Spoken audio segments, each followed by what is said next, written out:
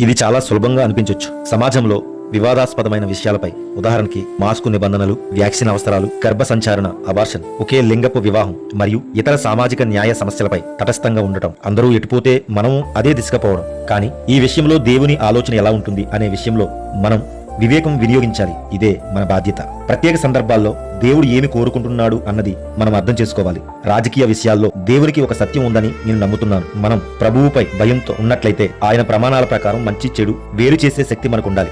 మీరే ఈ ప్రశ్నలు వేయండి. మీ రాజకీయ అభిప్రాయాలు దేవునిని నిందించుతున్నాయా? అవి నిజంగా సరైనవా? మీ అభిప్రాయానికి ఆధారమైన వాక్యం ఏమిటి? ప్రతి ఒక్కరూ మాటలు నమ్మకండి. మీ స్నేహితులు లేదా కుటుంబ సభ్యుల అభిప్రాయాలు మాత్రమే నమ్మకండి. సీరియస్ గా ఆలోచించండి.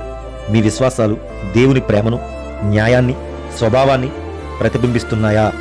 మీరే నేను క్రైస్తవుడినని చెప్పుకుంటే మీరు ఎలా ప్రతిబింబిస్తున్నారో ఆలోచించాలి. ఈ వీడియోని లైక్ చేయండి, షేర్ చేయండి, సబ్స్క్రైబ్ చేయండి.